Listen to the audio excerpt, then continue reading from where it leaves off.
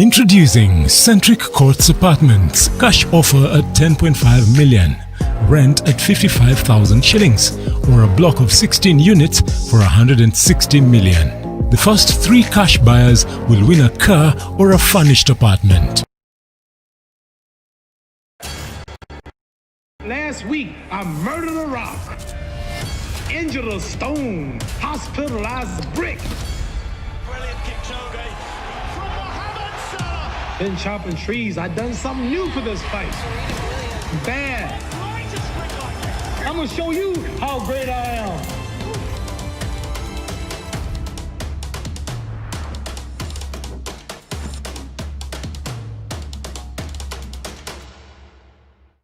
Je, maumivu ya kichwa na kukosesha amani? Kaluma Strong hutuliza maumivu ya kichwa, maumivu ya mwili na hata huondoa joto jingi mwilini. Kaluma Strong ina aspirin kama kiungo. Maumivu yakizidi, muone daktari. The new Maisha Zinc Mabati from Maisha Mabati Limited. For the first time in Kenya, a roofing product that combines aesthetics with proven resilience. Its unique combination of aluminium and zinc gives it a 5 times longer lifespan than normal Mabati, thanks to the excellent state-of-the-art mill. It has 20 years lifespan, it's easy to install, it's flexible and durable, it stands up to severe weather conditions, has good abrasion and rust resistance, it's affordable and is approved by the Kenya Bureau of Standards and is available countrywide. It can be used for all applications. Always insist on Maisha Zinc Mabati, a product of Maisha Mabati Rolling Mills, Ruiru. Trade in the global financial markets with Kenya's leading online trading platform. Enjoy fast deposits and withdrawals as you trade in products such as currencies, indices, commodities and shares. Are you one of us? SMS FX Pesa to 40184 to get started. FX Pesa is a product of EGM Securities, which is licensed by the Capital Markets Authority. Trading in margined products carries high level of risk.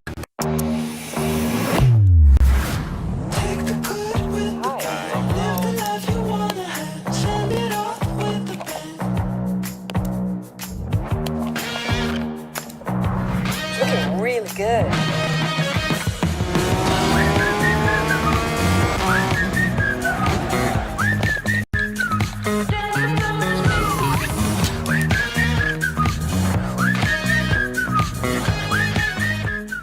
We deal with hospitality, restaurants and catering supplies. After COVID was announced in March, of course we didn't want to handle cash. We got pay with equity, and also so many of us were working from home. So that meant we got EasyBiz.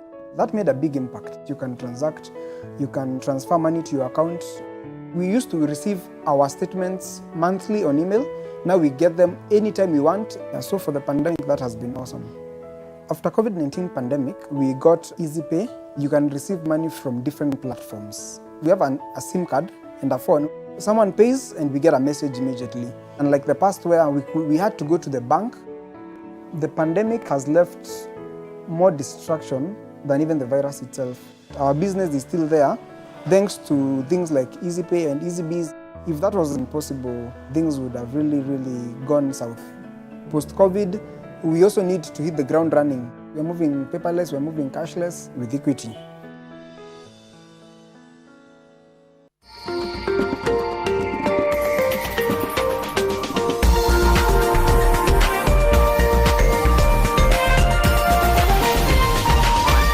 This is NTV.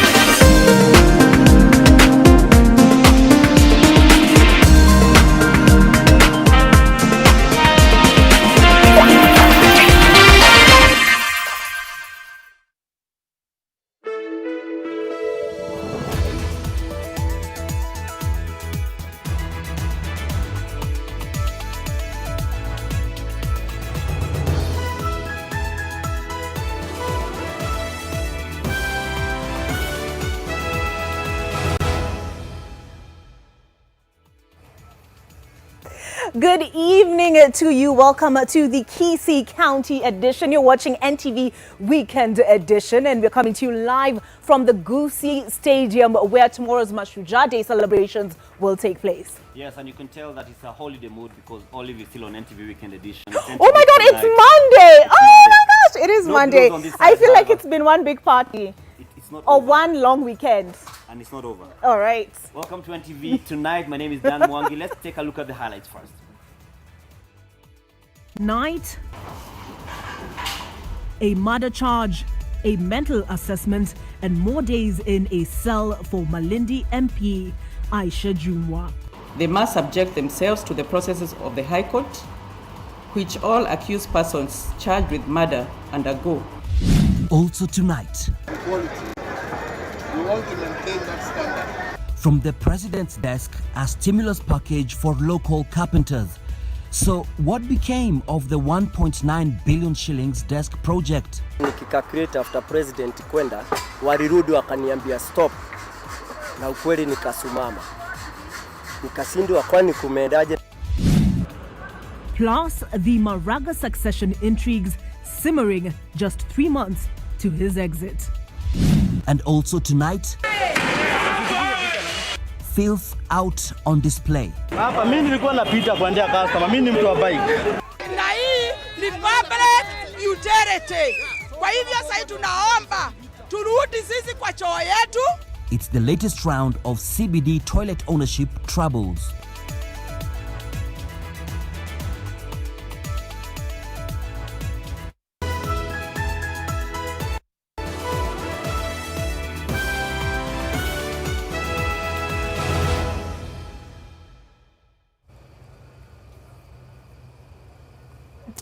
Well, our sign language interpreter tonight is Flora Atieno. Thank you for joining us once again.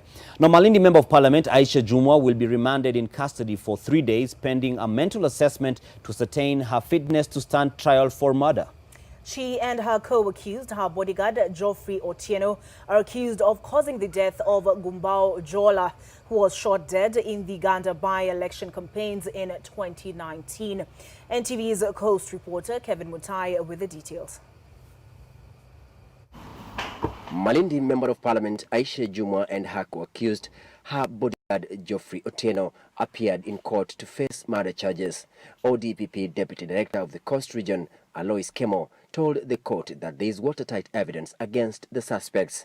The two will, in the meantime, be remanded in police custody for 3 days. The two accused persons shall be remanded at Port Police Station pending psychiatric examination and pre-bail assessment. 2. The probation officer is directed to undertake pre-bail assessment of each of the accused persons. 3. They shall be escorted to Coast Province General Hospital on 21st of October 2020 for psychiatric examination. The court also ruled that the two accused persons were free to apply for a refund of the cash bail previously issued by the magistrate. The magistrate's court had granted anticipatory bail pending investigations, but the High Court now says the prosecution had completed investigations and was ready to proceed. They must subject themselves to the processes of the High Court, which all accused persons charged with murder undergo, for the reason that all persons are equal before the law. Jumwa and Otieno are accused of storming into a meeting last year where their opponent, ODM's Ruben Katana, who later won the Uganda by-election, was holding a meeting. One person died in the chaos that erupted when the two factions clashed. Several others were injured. The two will both take plea on the 22nd of October 2020. Kevin Mutai, NTV in Mombasa.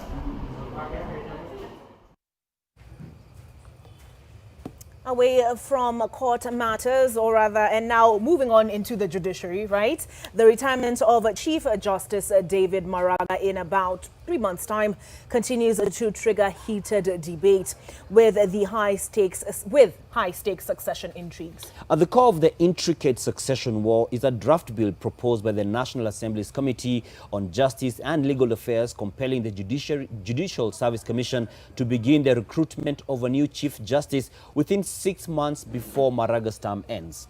That's right. And as Zainab Ismail reports, the stakes are even higher as the country heads for another election in less than 2 years.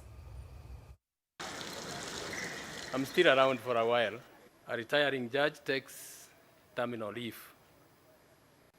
So when my time comes, I will receive a letter from the CRJ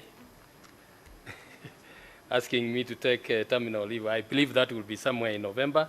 Well, it appears that time is soon approaching and succession plans are already in motion amid intense behind-the-scenes lobbying. The gazetted draft bill by the National Assembly's Justice and Legal Affairs Committee seeks to push the Judicial Service Commission to start the process of finding his successor before his expected retirement date or before his term expires. The committee argues that the bill seeks to chart the best practice where crucial offices such as that of the CJ or chair of the IEBC should not remain vacant for a long period. Already, Article 167 of the Constitution provides that the holder of the office of the Chief Justice should serve a non-renewable 10-year term but must retire on attaining the age of 70 years or whichever comes first. The current law, however, requires that the recruitment of a CJ can only begin once the office holder formally vacates, either at retirement age or in an early exit, and recruitment cannot start even when he is on a terminal leave. Just 3 days ago, LSK's representative to the JSC, Macharia Njeru, claimed there was a plot to derail discussions around the CJ's impending retirement and the recruitment of his successor. The matter was discussed before a commission, where 8 members out of 11 agreed with the committee's position, is to ensure that seamless transition. Now, that can only happen if you also ensure that the recruitment of the next Chief Justice is done in good time. These remarks were immediately disowned by LSK Chairman Nelson Harvey. We are aware of attempts to amend the law with the selfish and myopic intention of targeting Justices David Maraga and Philomena Mwilu, who appear to have been shackled with the highest blame for the 1st September 2017 decision annulling the election of His Excellency President Uhuru Kenyatta. The recruitment of the Chief Justice and the Deputy Chief Justice be commenced only after a vacancy occurs in the 2 offices. If CJ Maraga were to leave early, his deputy Philomena Mwilu would act as CJ for a maximum of 6 months to allow for the next CJ's recruitment. But she faces legal challenges, with petitions filed at the JSC challenging her suitability for the office. The invalidation of President Uhuru Kenyatta's election in 2017 pointed to the immense power wielded by the Apex Court. Hence, the recruitment of the next CJ would not just be a judicial process, but also a political one, with the 2022 succession politics heating up. CJ Maraga is expected to retire in January 2021 upon the attainment of 70 years. Zainab Ismail, NTV. The start of the new school year was meant to signal a return to normality, but learning has been flawed due to a shortage of desks in some schools. In others, learners have had to make do with cold floors. So, what became of the government's 1.9 billion shillings desk for schools project? NTV's Leila Mohammed revisits that promise. Carpenters and their counterparts who work with iron work hand in hand to get the finished product ready. The owner of this shop in Nairobi's Mutindwa area says that he had hoped that by now he would have many more hands on deck, all hoping for a slice of a special pie promised to them by the president not so long ago. Biashara ina ubaya, inaendelea vizuri kwa kuwa broker wanatuletea kazi, lakini hapa Nairobi hapa bado ile tuliambiwa tapewa bado haijawahi kuja.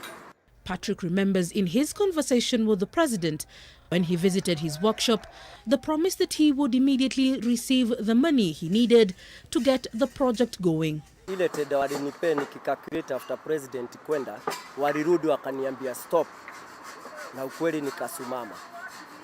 Nikashindwa kwani kumeendaje, na nimeambiwa niendelee na kazi.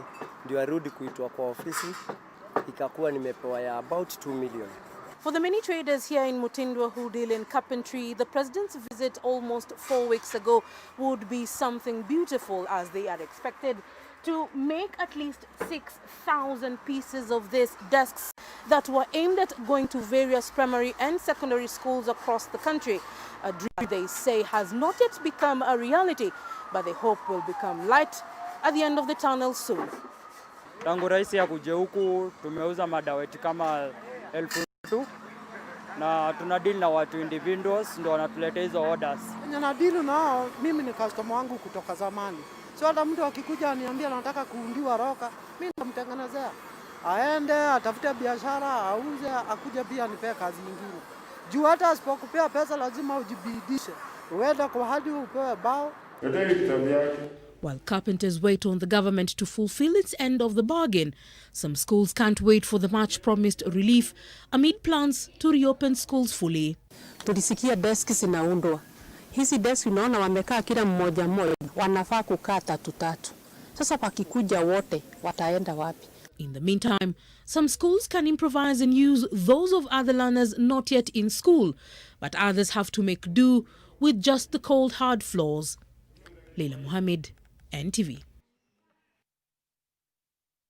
Tomorrow, that dais you can see behind us and the seats around it will be, well, not teeming, but populated by thousands of Kenyans to mark the Mashujaa Day celebrations. Yes. And according to the Interior Principal Secretary, Karanja Kibicho, preparations are complete. We're good to go and see preparations for tomorrow's National Mashujaa Day celebrations, which, like she said, are to be held in this county, are complete with government urging locals who will attend the ceremony to strictly adhere to the COVID-19 mitigation protocols. NTV's Seth Olale, who's with us here in Kisii County, also reports of an initial standoff between the police and members of the public that threatened to present an ugly welcome to the county and the country's big day.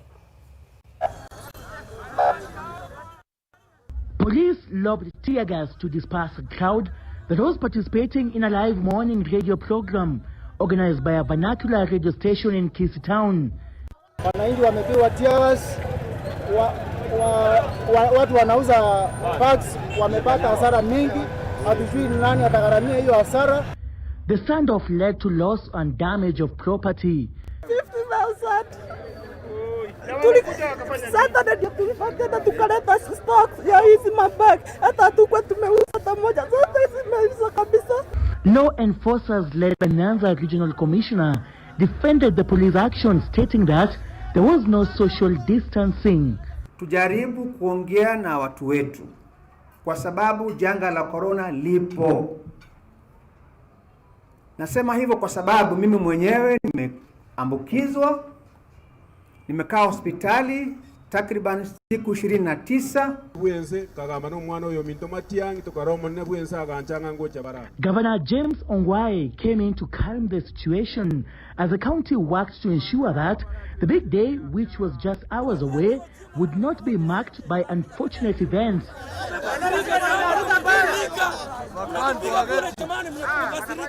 At the Gusii Stadium, only 4,000 guests will be allowed inside the 25,000 person capacity facility due to COVID-19 containment measures.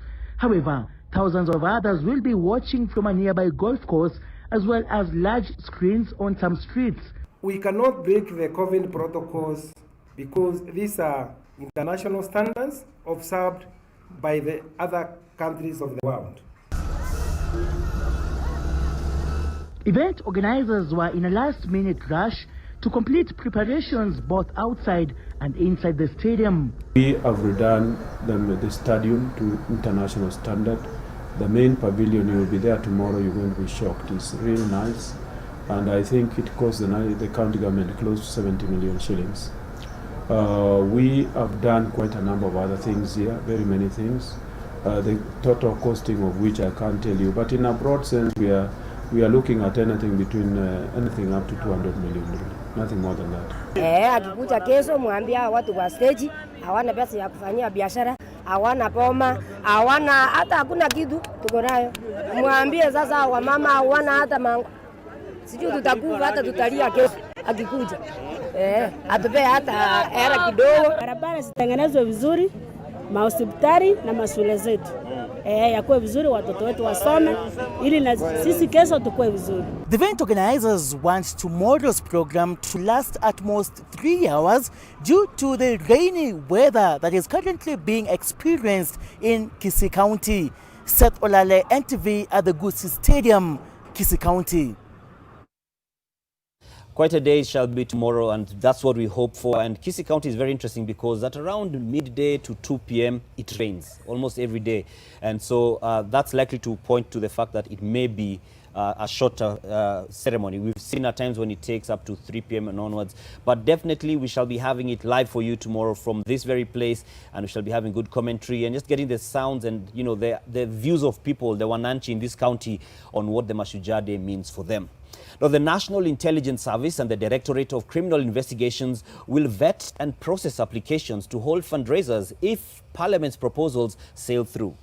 The security organs will also investigate any complaints, misuse of collected funds, or any such concerns related to the conduct of public collections.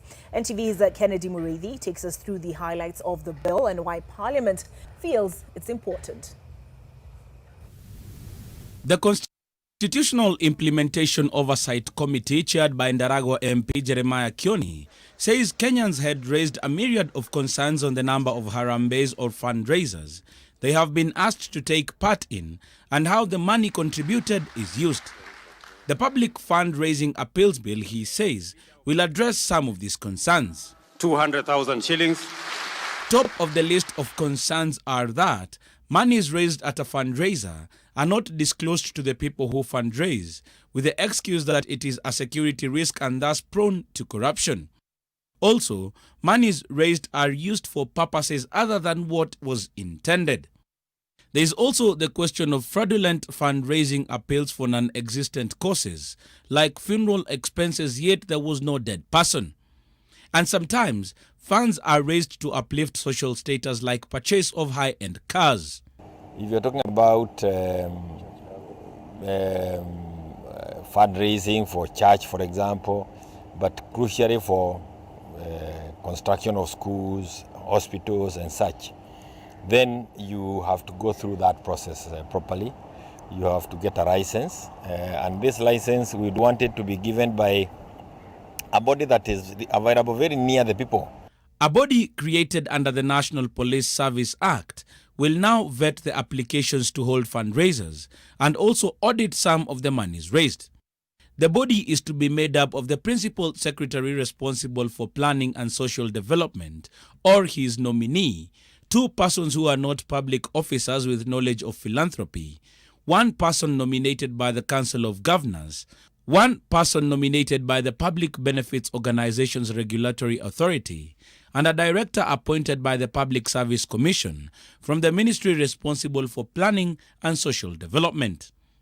This will be at the national level, but at the local level, the police and the National Intelligence Service will be closely involved. I think the other important aspect of the bill is that when we have finally given money to you, you must disclose the account where you banked the money, so that any member of the public can always ask for a statement and find out this money that we gave, how have you used it. Further, those involved in harambees that have been sanctioned will be eligible for a tax relief as per the bill.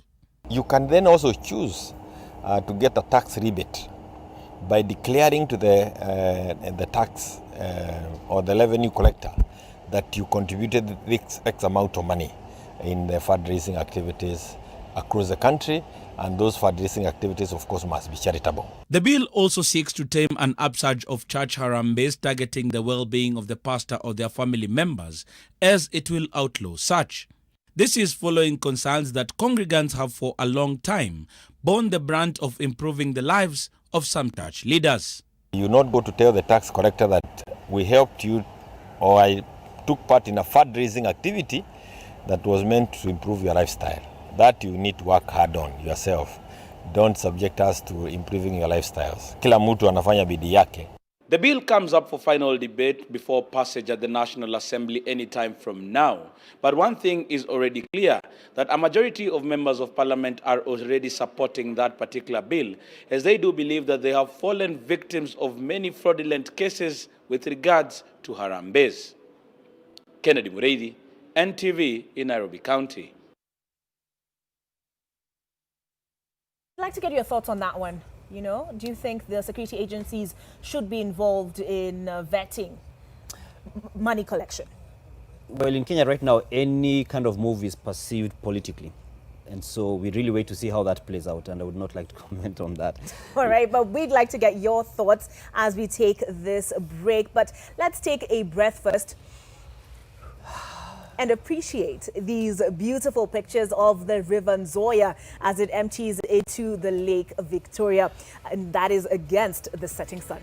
It twists and turns through an amassment of reeds and weeds as it drains into the lake. The Nzoia is a source of life for the western region, but it sometimes also takes it when it pushes over its banks during the rainy seasons. And that's our moment of calm. We'll be right back.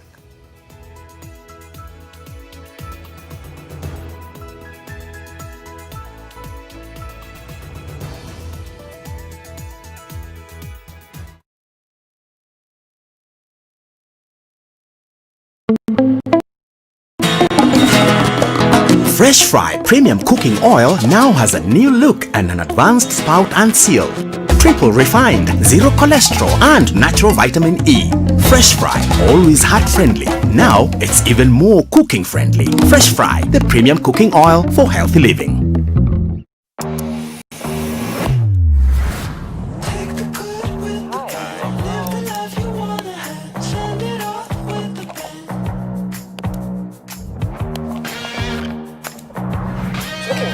Good.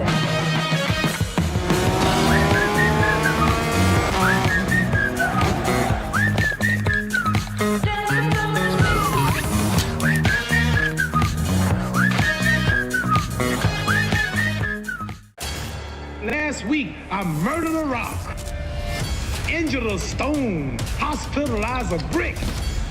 Brilliant Kipchoge from Mohamed Salah. Been chopping trees. I done something new for this fight. Bad.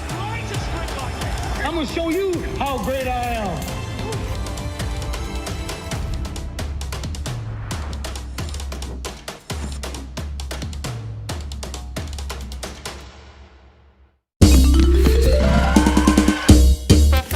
Sona moja imetengenezwa kwa njia spesheli ili kupambana na maumivu kwa haraka. Sona moja ina aspirin kama kiungo. Sona moja, kitulizo kamili. Maumivu yakizidi, pata ushauri wa daktari.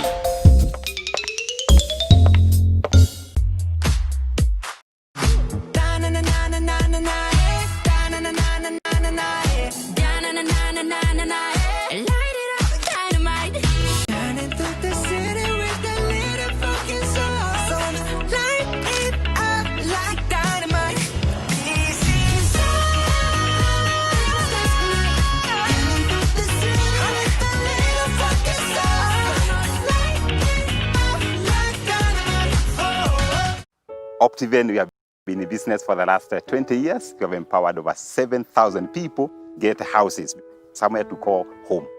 Before we started Optiven, I had tried 15 businesses that failed. Thank God that I met Equity. Not many financial institutions that really trust, entrepreneurs or startup. Equity Bank was able to trust a startup called Optiven, and today the ball game is different. We are targeting now to borrow 5 billion by next year. This year, the year 2020, has been an amazing year until we had the first case reported for the pandemic. Customers were fearful. We have the loans to pay, you have salaries to pay. Equity Bank was asking us, how can we be able to help you as Optiven? And we are very thankful because Equity Bank allowed us a moratorium of 2 years, and this has really sustained Optiven as an organization. If that did not happen, we could be joining the other 75% of the businesses that are struggling across the country. Long live Equity, we value Equity Bank.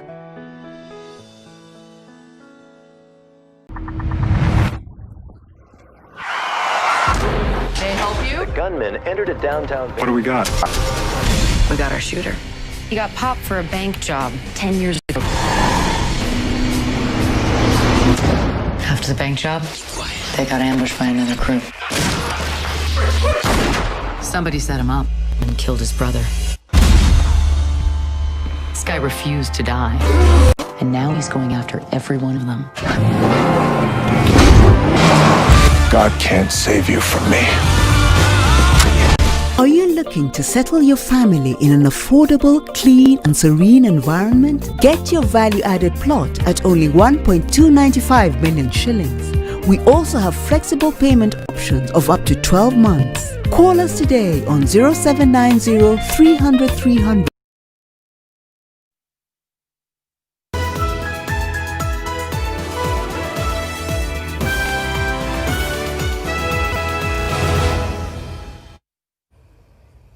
Thank you for staying with us on NTV tonight. And this is the Mwangi edition. Almost did what you did with language and said edition, but hey, got it in time. But back to the news elsewhere. Women leaders want their space safeguarded in the yet-to-be-released BBI report. The leaders want the drafters of the report to allay their fears of being shortchanged, saying they have come a long way in realizing gender rights. Issue of the alternative gender rule is one of the other issues that we had proposed. And let us explain why we keep pushing for matters gender. It is not just for the positions. It's because you cannot make proper policy decisions without being adequately represented at the table. Matters to do with health, you will need to have women on the table discussing that issue, just like you would need to have men on that table. We are saying we are supporting the BBI in principle because we do not know as yet what is contained.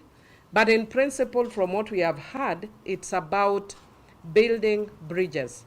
And building bridges, which includes building ethnic bridges, building gender bridges, building geographical bridges, and building peace, because this country has been broken, and we are seeking to build those bridges. But if it is true that there will be a plus 47 at the Senate and a minus 47 in the National Assembly, then there will be no gain. That is zero.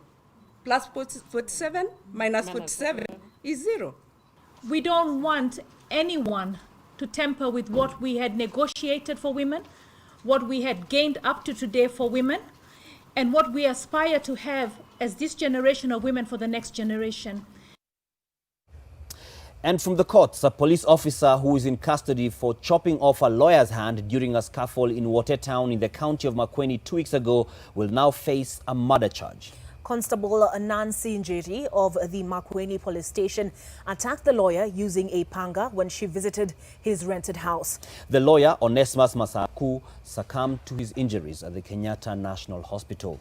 Ms. Njeri is detained at the Makueni police station. She was to be arraigned today, but she will be presented in court on Friday. And still, Jane Muthoni, accused of being involved in the murder of her husband, Solomon Ndongo, who was the principal of Kiru Boys School in Nakuru County, has denied any connections to the murder. In her submission, she said that most of the witnesses were forced to give false evidence and has accused the investigating team of manipulating data. The incident happened in November 2016. And finally, 56-year-old Kalela Mwandawiro has been arrested by the DCI detectives on allegations of money laundering and internet fraud. The suspect was arrested at his home in Mlondo village and was found in possession of communication equipment as well as 600 phone SIM cards, 25 internet modems, internet routers and mobile phones. He was arraigned before the Wundanyi court and was denied bail. He will spend 7 days in police custody as investigations into his case continue.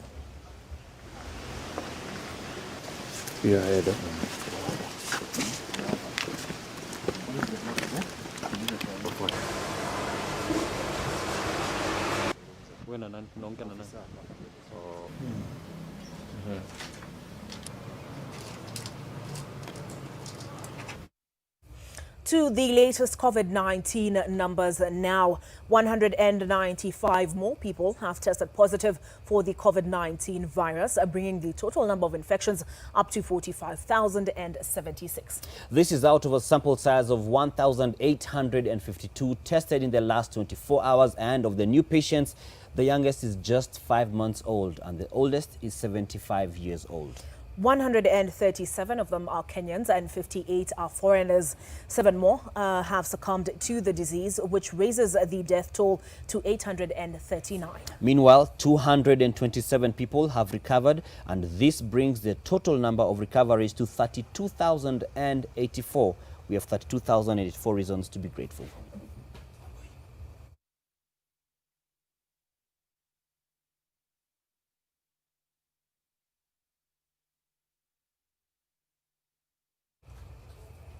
Now, the pandemic has presented counties with various challenges and thereby forcing the administrations to review their plans as well as their budgets.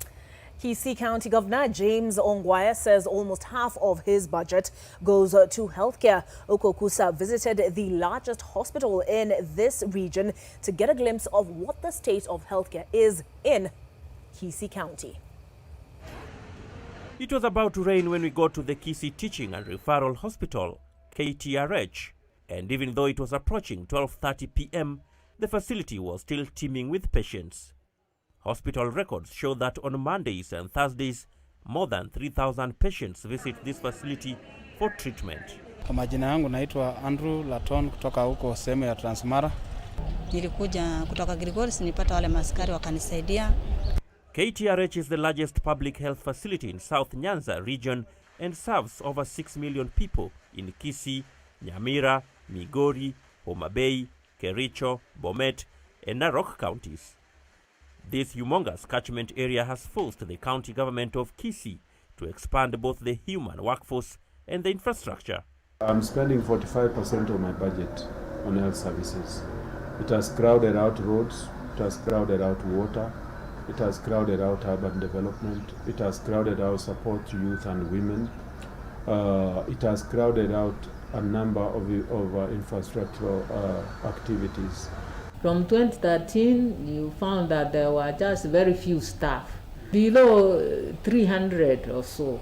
And now we have 3,000 almost. Doctors, for example, we could count like 20, and now it's over 200. The various investments aim at enhancing service delivery in specialized areas such as renal and diagnostic services like MRI and CT scan. The new CT scan, which is 64 slice, has made a big difference because now that one is more powerful and it can be able to give images and all that. The entry of devolution saw the facility's bed capacity increased from 450 to 750 after a mail ward was constructed in a bid to ease pressure from the existing infrastructure. We have a Doctors Plaza coming up and they should be ready very soon in the coming year. And also the mother-child hospital. KTRH also boasts over 100 capacity modern mortuary whose operations have been semi-automated to enhance efficiency. It has been equipped with modern cooling facilities. The county government has also embarked on an upgrading program targeting all the 9 sub-county health facilities as it seeks to take quality healthcare services closer to the people. Wanatuhudumia vizuri, ukiwaelezea uko na shida, wanakuhudumia. Ile kitu mimi nimeona changamoto kidogo ni watu wako wengi. Madaktari ndio unapata wamefinyika kiasi. The county, just like others, has to deal with sustenance of a healthy health sector in the pandemic. Okusa, NTV. They pass them every day and perhaps use them from time to time, but you may have never realized just how contentious the issues surrounding public toilets are in the CBD until today. Well, today the filth surrounding the facilities was put on full display as police officers paid a visit to toilet owners, not the toilet, the toilet owners in the Nairobi Central Business District to forcefully evict them. And the tussle between the toilet owners and the county government began 3 years ago, as Ngina Kirori now tells us. Tear gas, gunshots, and ghastly injuries were the scenes witnessed along Accra Road today. The chaos as a result of a tug-of-war between the county government and toilet owners in the CBD. Sasa hizi binafsi ndio tulitengeneza hii choo. Wakati regime ya Sonko ilikuja, watu walikuwa wanaenda wanagonga choo wenyewe kuchukua choo. The county government says the so-called owners have no public toilet management agreement with the county and should relinquish management. The toilet owners also accuse the county government of paying goons to take over management of the toilets. They say they faced harassment from the police on several occasions, despite having a court order preventing the county government from evicting them. Nikawa wakati tukitolewa, mimi nikavunjwa hii mkono. Kuna jamaa mwingine tulikuwa naye kadungwa kizu hapa. Tulipoenda huko Central kutafuta haki yetu, hatukupata haki. They are now calling on the Nairobi Metropolitan Services to intervene on the matter. What starts as a normal biological process has turned into an ugly battle between the county and those that say they are the original owners of the toilet stations, turning a simple biological task involving this piece of toilet paper into a contentious matter. A source that used to work for the county government, however, says that no person can claim ownership of the toilets as they are under the city council. They say that the dispute is as a result of a power struggle between the Nairobi Metropolitan Services and Governor Mike Sonko, with Sonko determined to stamp his authority on the matter. Na hii ni public utility. Kwa hivyo sasa tunaomba turudi sisi kwa choo yetu na hakuna mtu mwingine atachukua. The wrangles over toilets in the CBD began in 2017 when the county government began to ask those in the toilet stalls to vacate the facilities. Gena Kerori, NTV. Lou knew. You should never underestimate the value of a toilet, guys. Never, ever. No, you should never. And as we take another break, not a toilet break. An artist from Saudi Arabia has created the world's largest coffee painting, making her the first woman in the country to single-handedly achieve a record title in the country. Ohud Abdullah used expired coffee to illustrate renowned leaders from the kingdom and neighboring United Arab Emirates. She says the piece took her 45 days of continuous work to complete, as two witnesses recorded every moment. She hopes her accomplishments will contribute to empowering the women in Saudi Arabia and beyond. And we'll be back beyond the break with more news. Business news.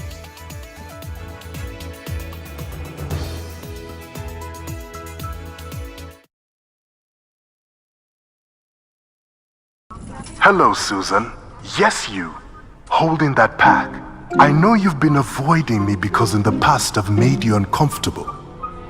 Maybe even caused you pain. But I want you to know that I have changed. For you. Hey, what is this? You can love me again if you're willing to give me another chance. Meet me at aisle 4.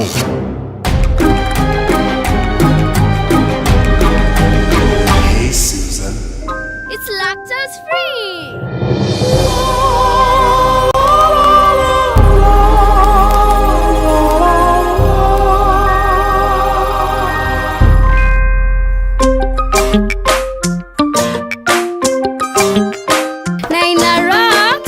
We know you love milk, and now there is milk that loves you. With Gold Crown lactose-free milk, you can enjoy the richness of natural cow's milk without any of the digestion discomfort. Gold Crown lactose-free milk that loves you.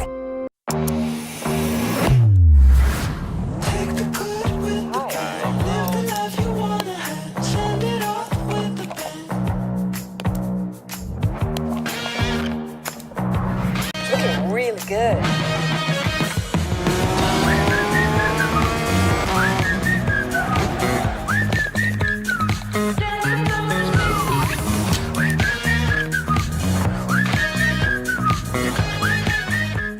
Every time Gran arrives, she always has a small reward for her. I made this for you today. Ah, thank you, my baby. It's so beautiful. Wow! She's happy, and I trust it because it's made with milk and other carefully controlled ingredients without any colorings or preservatives. Care has been taken to make it. I love to see her happy because it meets her taste and fantasy. Kinder Joy, my trust, their joy. Influenza. It is a contagious respiratory illness caused by influenza virus Some of the symptoms include fever, headache, muscle or body aches, sore throat, and a runny nose. In some cases, it can lead to death. The influenza virus is easily transmitted in crowded places such as schools and nursing homes. All age groups can be affected. However, pregnant women, children 6 months to the age of 5 years, the elderly, individuals with chronic medical conditions, and health workers are at higher risk. The best way to prevent the flu is by getting a flu vaccine every year. Get your children vaccinated against influenza every year. Ask your healthcare professional for influenza vaccination in a clinic, hospital, or pharmacy. The risk of illness causing germs is increasing. It is believed that the coronavirus can remain on surfaces in your home for up to 9 days. Touching infected surfaces is one of the ways in which germs spread. Regularly disinfect your floors, countertops, and kitchen surfaces with bleach, and use an effective toilet cleaner inside and outside your toilet bowl. This message is brought to you by Medifact, JIC, and HAPIC.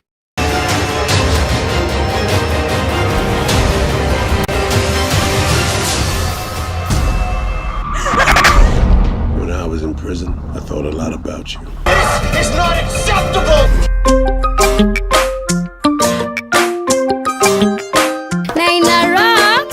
We know you love milk, and now there is milk that loves you. With Gold Crown lactose-free milk, you can enjoy the richness of natural cow's milk without any of the digestion discomfort. Gold Crown lactose-free, milk that loves you.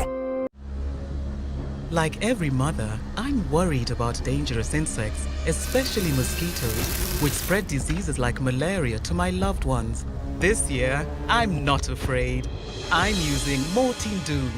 Mortein Doom All Insect Killer provides protection in seconds. Not even a single mosquito is spared, because even one mosquito bite can cause malaria. Mortein Doom provides protection in seconds. Linda Assistia Mita na Absa, the official banking partner of the EPL in Africa. Stand a chance to win 1 million Kenya shillings every month when you deposit into your Absa personal or business account. That's Absa. That's Africanacity.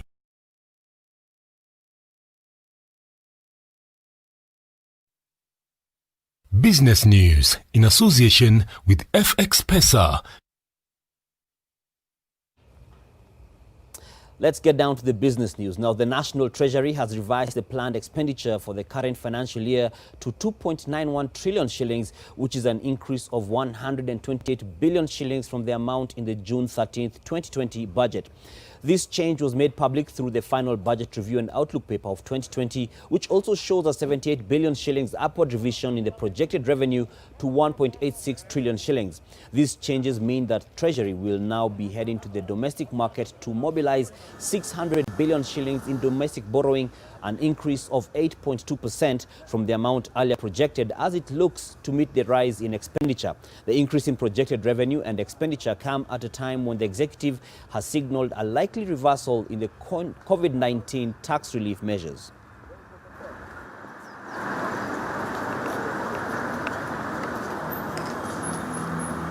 These changes came through a Tax Laws Amendment Act, so they've got two options. One, have another Tax Laws Amendment Act to roll back the changes, or, which is I think more likely to happen, now bring in the Income Tax Bill 2020 and have an overhaul of the laws. Let's go to the air, and the Kenya Civil Aviation Authority has spent 31 million shillings in setting up an automated integrated search and rescue system. This means that going forward, search and rescue efforts for aircraft that are in distress will be conducted through an automated system, which is expected to enhance efficiency. The new system will be housed at the Aeronautical Rescue Coordination Center, which is located at Jomo Kenyatta International Airport.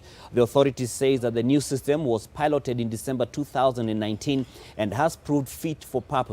In the current financial year, the Kenya Civil Aviation Authority has a budget of 8.4 billion shillings, of which 24% is set for capital expenditure.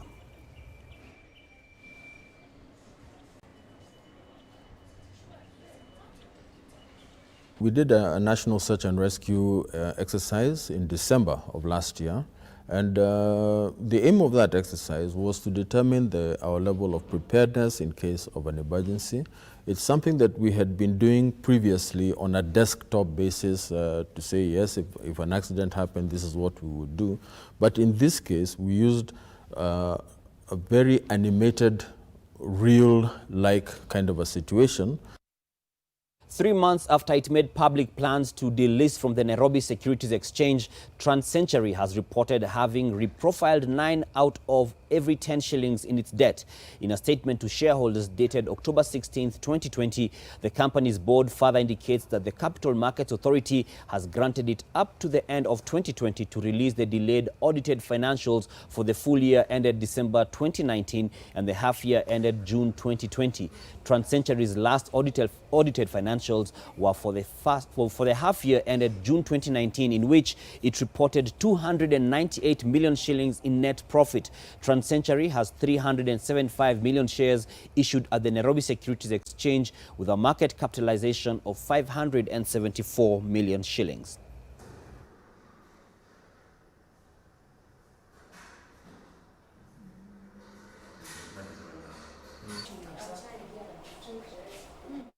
And more corporate news: a year after Centum Investment sold its stake in Almasi Beverages and King Beverage to concentrate its portfolio on real estate, the listed financial services firm is now accelerating completion of ongoing projects as COVID-19 subdues demand for properties. The latest filing by Centum reveals that real estate now accounts for 52% of the company's portfolio mix, up from 44% a year earlier. The NSE-listed company is now leveraging on partnerships with county governments to stir up appetite for properties as devolution takes root and drives capital away from the traditional commercial hubs. In June 2020, Centum retired its debt through repayment of 6.6 billion shillings, which was the full amount outstanding on its 5-year corporate bond. We've also brought in different developers. So, for example, the retail center is being done by different developers. The other developers who are coming in and investors to develop the industrial park. So what, as Vipingo Development, we have is a canvas that allows for different investors to come and put their investment within this particular city. This is something that nobody saw. Those days, if you're to tell someone to build any project here like this one, they'll tell you nani atanunua. But it takes a visionary to walk into uncharted waters with full faith that indeed he's going to succeed. That's it for NTV Business. We do this again on Wednesday. We take a short break. We'll be back with more news. Business news in association with FX Pesa. Enjoy fast deposits and withdrawals as you trade in products such as currencies, indices, commodities and shares. Are you one of us? SMS FX Pesa to 40184 to get started. FX Pesa is a product of EGM Securities, which is licensed by the Capital Markets Authority. Trading in margined products carries high level of risk.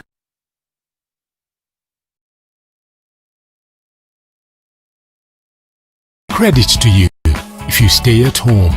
If you must shop online, use your NCBA credit card. Stay home. Stay safe.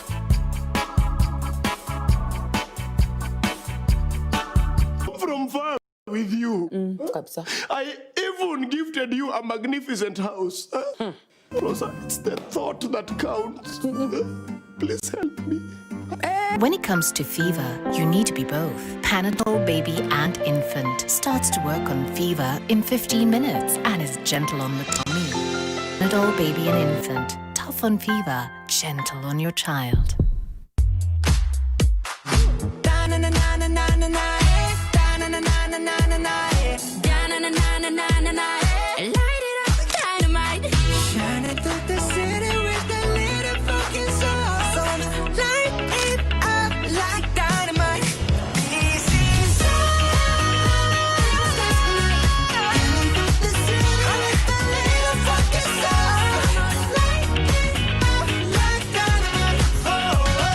The new Maisha Aluzinc Mabati from Maisha Mabati Limited.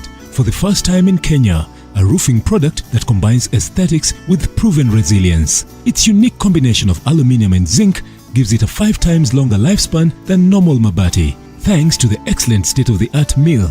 It has 20 years lifespan, it's easy to install, it's flexible and durable, it stands up to severe weather conditions, has good abrasion and rust resistance, it's affordable and is approved by the Kenya Bureau of Standards and is available countrywide. It can be used for all applications. Always insist on Maisha Aluzinc Mabati, a product of Maisha Mabati Rolling Mills, Ruiru. Umewahi jichanganya ukanunua choko yako ikue alamu, alafu bwana yako akakuja jioni akakula hiyo alamu akaitengeneza kitoweo. Kuna karembo hapa kananiangalia kameshaka, kamecheka mpaka lipstick huko imeisha. Anacheka na mdomo ya chwati. Our shelves are fully stocked and prices greatly discounted for you to make that quick and easy return to school. With thousands of back-to-school items, price cuts on your Chuo favorites, and points to score on your Naivas card. Back to school that's safe on your pocket. Naivas saves you money. Mix of the Week in association with Airtel. I don't charge my energy. For the journey, for the journey. We thank God for the journey. Bossy. Look in the mirror, say yes, I'm the best. This is a short deal. Completely transparent. Okay. If only all things in life were as honest as Airtel's amazing data. Get 500 MB free daily. Switch to Airtel and save. The Honest Network. Get fresh, gotta get fresh. Down is a boom boom pow, down is boom boom pow. Smells by na uchafuzi na zibi na improve downy. Protect nguo zangu na nukia niko safi. Lazima niwe fresh na down is boom boom pow. Boom boom pow, down is new boom boom pow. Smells zote na zi boom boom powerful freshness. Down is boom boom pow. Nani 15 bob too? Maji mdosi wangu ametupa simu yangu ndani ya maji. Mdosi wako kwa sawa. Venye Nkirota ameniambia ajui na akimpigia simu ashiki. Hey! Guy! What the?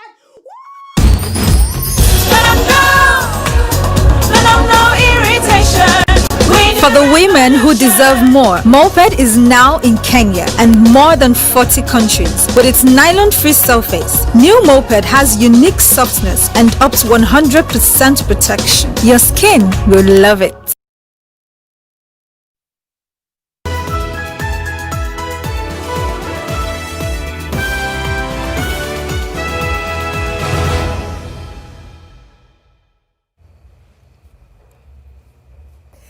Thank you for staying with us on the Mwangi edition. Coming to you live from the Gusi Stadium, where the Mashujaa Day celebrations will be held tomorrow. And in line with that, they say music is the only art of heaven given to earth. And the Seventh-day Adventist prowess is some of the most celebrated. As we look forward to hearing some of these angelic voices at tomorrow's Mashujaa Day celebrations, let's sample the voices of Family Chorale Kenya as their choir master Calvin Mboya explains the place of music in their ministry. Yesu rafiki wa kweli ninakupenda. My life of singing began when I was a little boy, back in class 3. I was born in Adventist church, so my family are Adventists. So I found myself singing from childhood. Ninakupenda Bwana Yesu rafiki wa kweli. Kiasili Wasabato wamejulikana kama waimbaji wazuri na sidhani kama sijajua kwa sababu sijui ni Mungu ama ni talanta. Maana unakuta Wasabato wengi wamejulikana na sauti nzuri.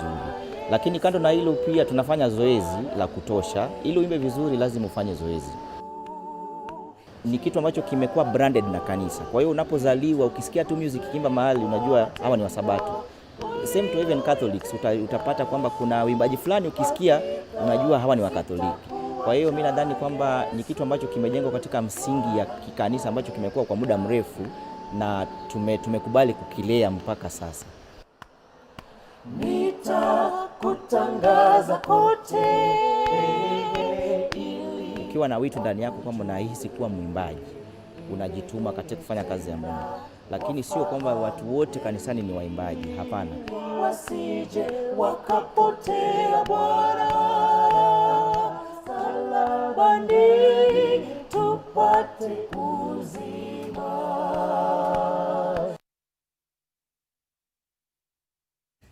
On that angelic, yeah, note, we take Before we take a break, you know, it's really interesting because I remember when I was in high school, I was privileged to be in a good school, and where there was Does he mention?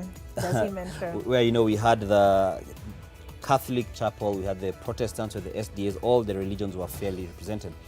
But when we'd have like a joint service, the SDA guys just somehow, they somehow just won, so to speak. I know some guys would say, Wakisi wanaimba, because many of the SDAs were Kisis, but I give it to them. Yeah, the singing game is strong. Very gifted. And as we head into another break now, rare pink dolphins are returning to the waters between Hong Kong and Macau after the coronavirus pandemic halted ferries. But scientists remain deeply concerned about their long-term survival in one of the world's busiest sea lanes. The population has fallen by 70 to 80% in the past 15 years, but this year, their numbers have bounced back and they have the pandemic to thank. We take a break.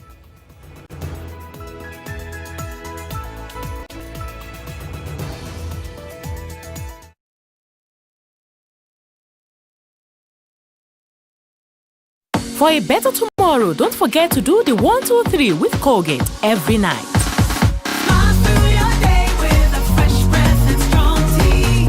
Celebrate Mashujaa Day with Royal Mabati. We have glossy profiles at Kenya shillings 370, tiles profiles from Kenya shillings 550 countrywide, and Royal Aluzinc startup pricing at 290 for hardwares. We also have light gauge steel and stone coated, which is fireproof, resistance to harsh weather and conditions like rain and termites. Cheaper compared to timber and durable to serve generations to generations. Call us today to make your order. Free delivery countrywide with Lipa Pole Pole payment option available. With the Stay Soft refill, saving money is as easy as snip, pour, mix with water and shake.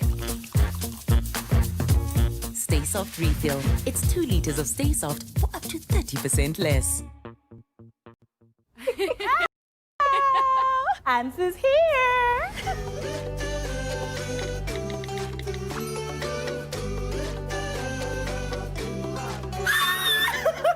Yes. Wow, what a nice gift. I would definitely give this next time. Cousins Baby Gift Pack, a carefully selected range of safe baby products with natural goodness, trusted for decades by millions of moms across Africa. Cousins Baby, the gift that keeps on giving. The procedure of reporting assets to Unclaimed Financial Assets Authority is simplified in the following easy steps. Step 1. Write an email to holders@ufaa.go.ke to request your profile to be created. Step 2. A link will be sent to the email provided for activation of the account. Step 3. Click on the link to activate the profile, then change the password immediately. Step 4. For subsequent access, use the link provided here. In case of forgotten password, use Forgot Password link to create a new one. Step 5. After login, click on Assets to submit records. If client has subsidiary, you can create more users under Manage Users. Unclaimed Financial Assets Authority. Receive, safeguard, reunite.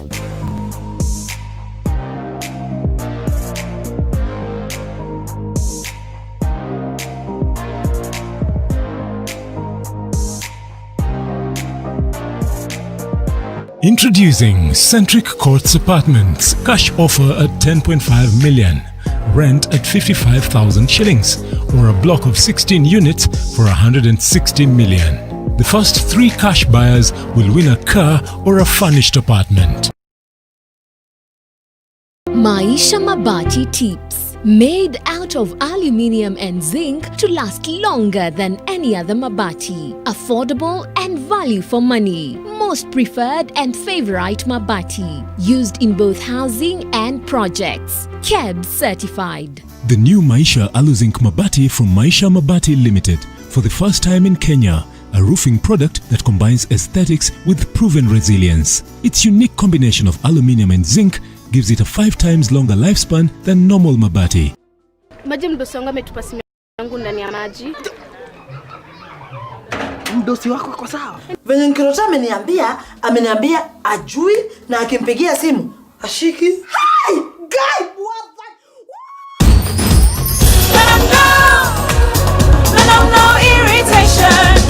For the women who deserve more, Moped is now in Kenya and more than 40 countries. With its nylon-free surface, new Moped has unique softness and up to 100% protection. Your skin will love it.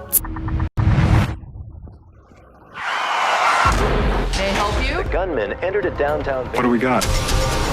We got our shooter. He got popped for a bank job 10 years ago. After the bank job, they got ambushed by another crew. Somebody set him up and killed his brother. This guy refused to die, and now he's going after every one of them. God can't save you from me. Are you looking to settle your family in an affordable, clean and serene environment? Get your value-added plot at only 1.295 million shillings. We also have flexible payment options of up to 12 months. Call us today on 0790 300 300. NTV Sport in association with Showmax. Now for a dose of the sports news, and 5,000 meters world champion Helen Obiri is lined up for national recognition during this year's Mashujaa Day to be held here in Kisii County tomorrow. The county has produced its fair share of athletes, among them Charles Asati and Hezekiah Nyamao, the only members of a Kenyan team that won the first ever gold in a 4x400 meters relay at the 1972 Munich Olympic Games. Other members of the team were the late Robert Ouko and Julius Sang. Yoshua Makori spoke to the two athletic legends. Unajua ndio mwisho. Tukakimbia Asati ndiye alianza, akaenda akanipa. Mimi nikaenda nikapea Ouko akapea nini? Sang. Sasa ile kitu ya ajabu ni hii. Kenya one. Kuangalia namna hii tunaona Sang iko wapi? Anapepea. Tunaangalia akamaliza. Tukapata gold medals. Kesho ni siku ya Mashujaa, tarehe 20 Oktoba. Wewe tayari umepewa mwaliko? Mimi nimepewa mwaliko. Wewe kama shujaa wa riadha ya Kenya, unahisi vipi? Mimi kwa hiyo siku nimesikia vizuri sana. Tena nimefurahi kabisa completely. Nimefurahi kwa sababu Mashujaa ile wengine tulikuwa nakimbia nao kama Nyanti kama Yoro ameenda. Orawa ndiko ameenda. Na wale Kipchoge tuko nao hapa. Na Asati tuko nao hapa. Kwa hiyo hadi dakika hii wewe hujaitwa kama shujaa unayetoka katika jamii ya Bagusi, sherehe imekuja katika ngome yenyu? Kwa wakati huu mimi sijasikia chochote nimeambiwa, kwa sababu sijapata hata simu. Kwa hivyo sijui vile wanaitana. Kitu kingine, kama serikali ingechua kweli, tufikirie yaone ni kitu gani inaweza kusaidia sisi, isipokuwa hawakumbuki sisi na kwa bendera yenyewe. Unakuta bendera sisi ndio tulikuwa kwa bendera juu, kwa sababu hata nisipoitwa kwa hiyo Mashujaa Day hakuna kitu nitafanya, kwa sababu sitaenda kugombana nao. Unaonaje, mnataka mfanyiwe nini kama mashujaa sasa mkiwa hai? Hakuna kitu tunaweza kufanya kwa sababu tumeomba hiyo mara mingi sana. World Half Marathon champion and record holder Perez Jepchirchir has her sights set on the Valencia Marathon set for December the 6th. Jepchirchir, who spoke to NTV Sport at the Eldoret International Airport this morning, says that she will resume training immediately. Songs, hugs and the celebratory champions drink mursik for the World Half Marathon champion. The World Half Marathon record holder Perez Jepchirchir is back home after a successful assignment in Poland. Nashukuru kwa safari njema ambayo walitupa kama Kenya team, tukaenda Poland, tukafika salama. Na nashukuru tena Mungu kwa kutushindania. Jepchirchir produced a spectacular sprint in the last few minutes in the streets of Judea to break the world record on Saturday morning during the World Half Marathon Championships. She held the previous record, which she set in Prague last month. She was 18 seconds faster in the elite athletes only race in Poland, clocking 1 hour, 5 minutes and 16 seconds. Nilikuwa najua kila mtu ananiona nyumbani. Nashukuru kwanza NTV kwa sababu waliweka live hata kwa kichichi, hata shosho yangu alikuwa anaona. Sasa nilikuwa najua kila mtu alikuwa ananiona. Ahead of the previously postponed World Championships, this 26-year-old mother of one says she was confident of a win and possibly a new record, citing the experience of the field. Nilikuwa nimeshajua tayari record itaenda. Kwa maana wote tulikuwa strong. They were strong team. Changamoto kidogo ili happen ni vile Jocelyn alianguka. Vile Jocelyn alianguka na nikaona tulikuwa wawili peke yetu. So ndio hapo nikastuka kidogo. Lakini niliambia Mungu nisaidie. Having seemingly conquered the half marathon with world titles and records to show, Perez Jepchirchir says she is ready to graduate to full marathon. She eyes the Valencia Marathon set for the 6th of December. Najua marathon is not easy. Hakuna kupumzika, naenda tu kwa mazoezi direct. Jepchirchir has dedicated the win to her fans and Kenyans at large, thanking them for their unrelenting support. Lois Wangoi, NTV Sport, Eldoret. NTV Sport in association with Showmax.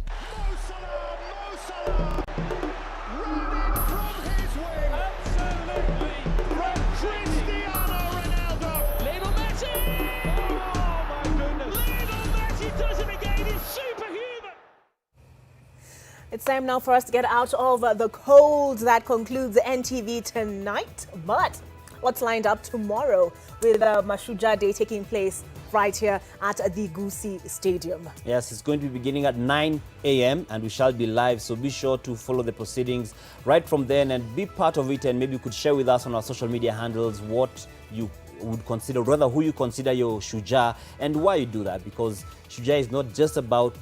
we normally see as freedom fighters, but there's more than that. It may be your sister, your mother, your brother, your wife, your husband, whoever it is, or yourself.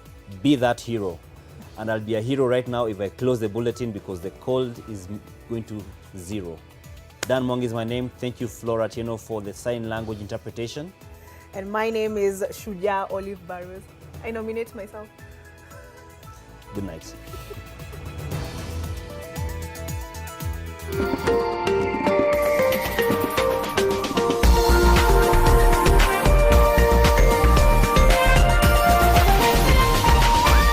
This is NTV.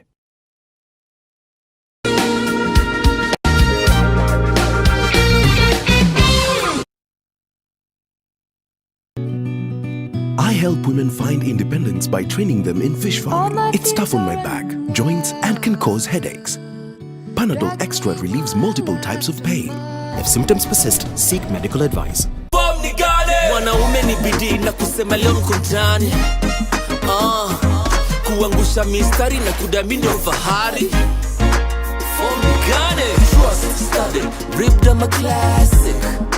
Form ni gane. Trust, study, rip them a classic. Leo ni kutani. Are you the standard man? Trust. Are you the real man? Trust. Are you the classic man? Trust. Are you every man? Trust condoms. Who are true. Maji mdosi wangu ametupa simu yangu ndani ya maji. Mdosi wako kwa sawa. Venye Nkirota ameniambia ajui na akimpigia simu ashiki. Hey! Guy! What that?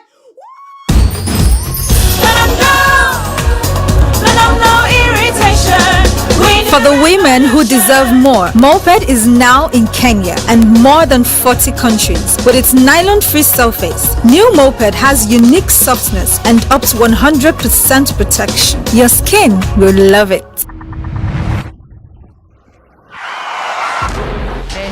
gunman entered a downtown... What do we got? We got our shooter. He got popped for a bank job 10 years ago. After the bank job, they got ambushed by another crew. Somebody set him up and then killed his brother. This guy refused to die. And now he's going after every one of them. God can't save you from me. Are you looking to settle your family in an affordable, clean and serene environment? Get your value-added plot at only 1.295 million shillings. We also have flexible payment options of up to 12 months. Call us today on 0790 300 300.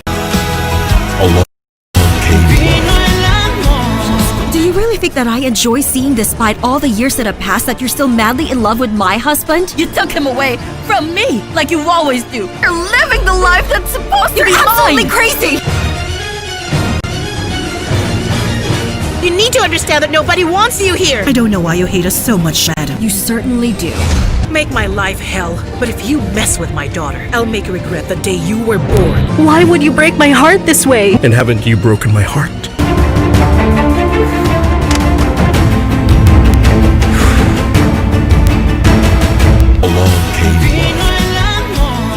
Along Came Love, in association with Blue Band Peanut Butter.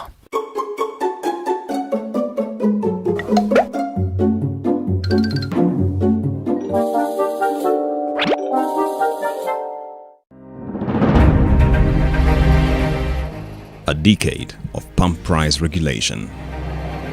Do subdued global oil prices really trickle down to ordinary consumers?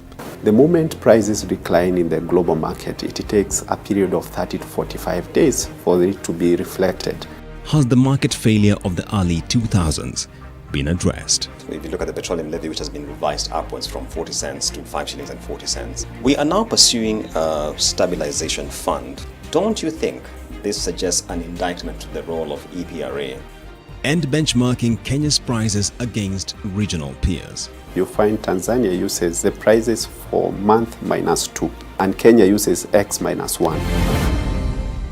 In the next edition of Business Redefined, we host the Director for Petroleum and Gas at the Energy, Petroleum and